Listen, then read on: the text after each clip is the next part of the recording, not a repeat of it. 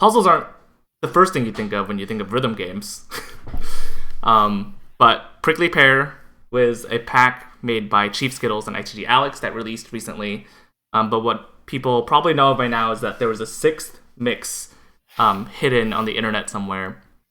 And so when the pack released, on the day of, RedzoneNova here and I cracked the entire puzzle in 2.5 hours, and we were doing this until like 3 a.m. Right? It was like 2:45 or something. Yep. So we're just gonna go kind of through what I started with when I looped in Red Zone, and then how we kind of took it to the end. So it starts off with a YouTube video that came with the release announcement for the pack. If you go to the very end, there's kind of like this cryptic screen that shows just for a little bit, that shows like this error text. And what happens is there's 4 different lines of text that displays here.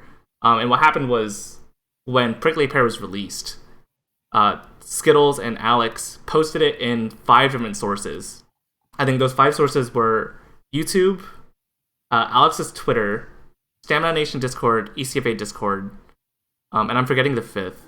The ITGPAX spreadsheet. The ITGPAX.com spreadsheet. And what happened was every single one of those has a different mix in them. So if you downloaded all 5 of those, you would have 5 mixes. But then what happens is if you look in these files, this contains kind of the start of the puzzle to obtain the 6th mix. And what happens is in these files, you have, for example, in Inflamed, you have kind of like these binary values that display on the top. The next file has them somewhere kind of like in the middle of the file. Ultra Turbo has the lines spread out, so you have to find each individual one throughout the entire file. And then the 4th file is actually tricky. It's in a banner, which is not a text file, so you actually have to get the metadata to find the user comment for that. And then what happens after that is you can then kind of collect them into these 4 groups of kind of binary values. And this is where I looped in Red Zone. And we were stuck on this problem for a long time.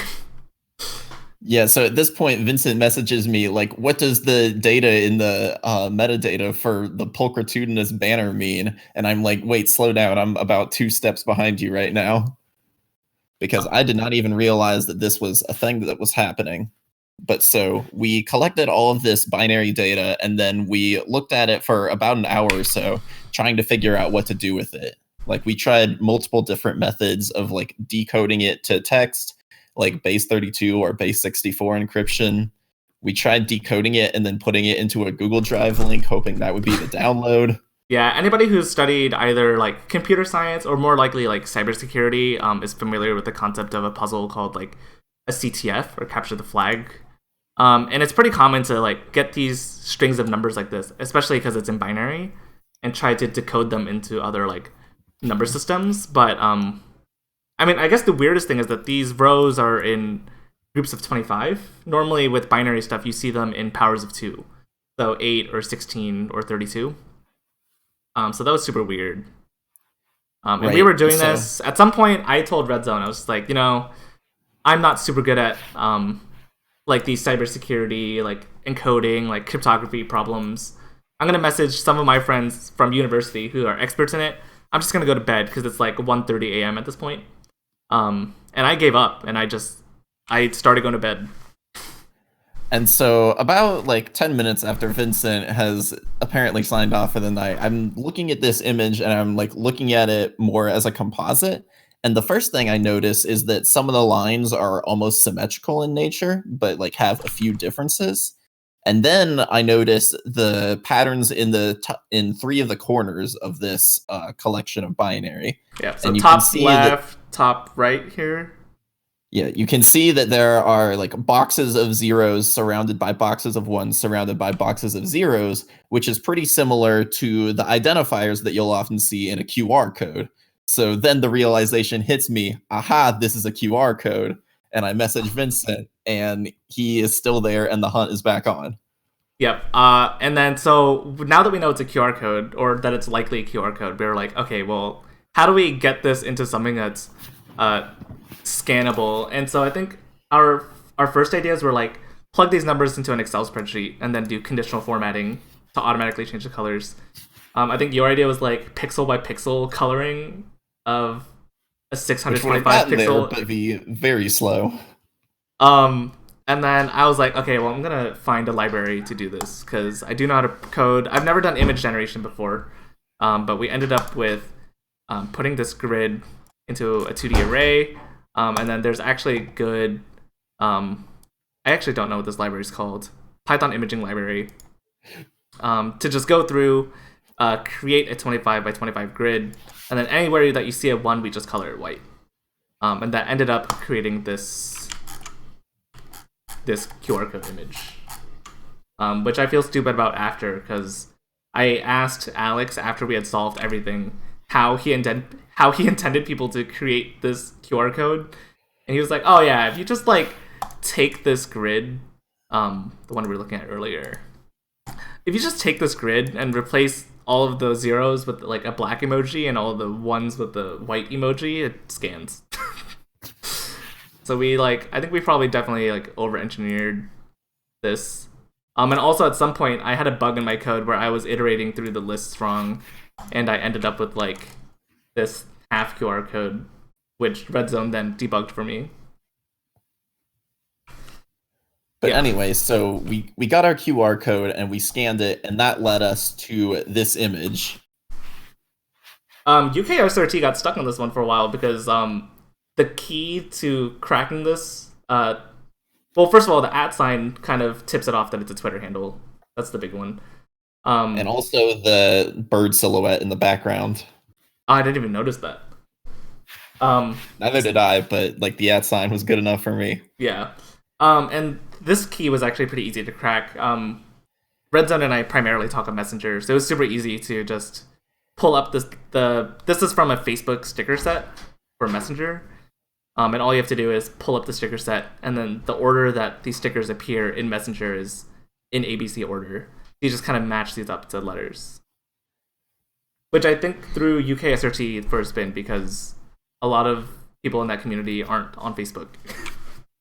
or use just Messenger. Like didn't think to open Messenger immediately. Yeah.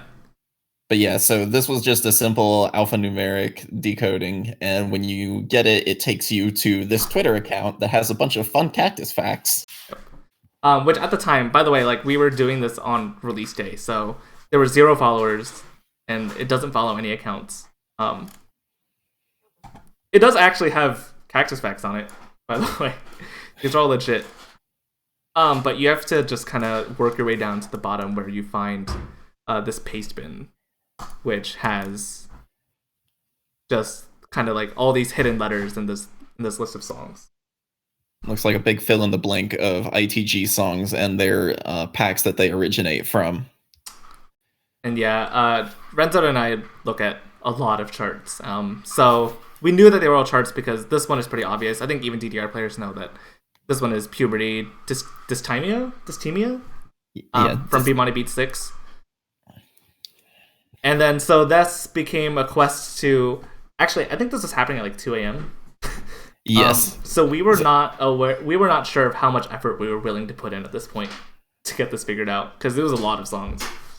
Yeah, I think at this point I was like, I don't quite see where this is going, but like it looks easy enough to do, so we can just go from here and see where it takes us. Yeah, I think another thing I was worried about when we got to this step is that a common way that a puzzle like this is done is that when you fill in the missing letters, it's the missing letters that spells like a phrase. But we'll kind of, I think that was like one of the barriers of entry for me being willing to do this more at 2 a.m. But it ended up not being the case. So Redzone spun up a document for us to work off of, where we just kind of kept the original thing and then on a new line kind of filled in the letters. So we spent about 30 minutes like filling in all the songs we knew and then tracking down the packs and the songs for the ones we didn't. And we eventually got them all. And then the next step of the puzzle was included in another tweet from the Cactus account that gives you the hint as to what to do next. Yeah, I was also going to say, like, we could have gone this route where you kind of take in these letters and you fill them into something else. But if you even just start doing, like, the first 2 songs, you can notice that it's just, like, absolute gibberish. Like, these letters mean absolutely nothing. So I think we ruled out that option pretty fast. So on the other tweet, if you want to share, because this was kind of your genius. Yes, so the tweet is count the steps from where the beginners walk. So I interpreted this to be that we should look at the step counts for the novice charts for all of these songs, and that will give us some information as to what to do next. Yeah. So for instance, Puberty Dysthymia novice chart has 100 steps, Meteors has 105, and so on. And about halfway down the list, I noticed that, like, these formed sort of an interesting pattern. Like, what would 47 be doing in the middle of a bunch of counts that were, like, in the hundreds? And so then I make the connection, like, hey, what if these are decimal ASCII codes? Yep. And to anybody who's not familiar with ASCII codes, it's a way that computers can map what they interpret as numbers in the background and decipher them into letter values. So on an ASCII table, for example, we can take this value 100 and map it up against the number 100 over here. See that the decimal value of 100 maps to the letter D.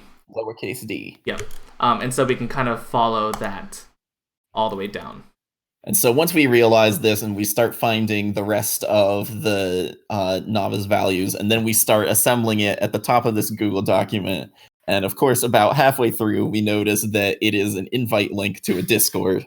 And we're like freaking out right now. And I want to scream, but like it's 2:30, 2:40 in the morning. And I have roommates that are like trying to sleep. So I'm like cross-checking this one letter at a time and filling it in. Vincent is like, tell me when it's it. And then we finally assemble the URL and put it in our browsers, and it takes us to this. Yep, and we met the prickly pear.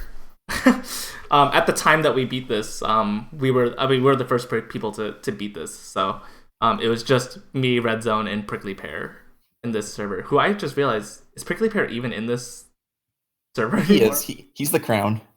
Oh, down here. Okay. Check his role. He's the prickly admin. Prickly admin.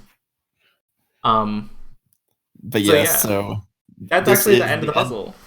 Yep, this is the end of the line. We get some lore about what Prickly Pear is doing, and we get the ultimatum, the 32-minute ultra secret 6 mix of the Prickly Pear pack. Which, I don't know if I should even say anything about this. You should really just get the Prickly Pear pack. The full version with all 6 mixes is released now. So you can play it and see for yourself. It's a 16... You can't see me, but I was air quoting. Oh, I knew. Yeah. Yeah, so that's how we solved it. I think ECFA... By the time I release this video, ECFA's already started. So I hope people are going in on that. I don't know if Redzone, do you have any shoutouts? Shoutouts to Alex for being the madman who put most of this together. We had like the time of our lives solving this the night it was released, so wouldn't have been possible without him. Yeah, I did not have the most exciting time on work the next day after staying up until 3:30 looking at a chart. Also, shout outs to the UKSRT server for giving us a very enjoyable experience of an ARG as a spectator sport. My shout outs are for Oliver. For Redzone and I did this collaboratively, but Oliver actually solved it second and did it by himself.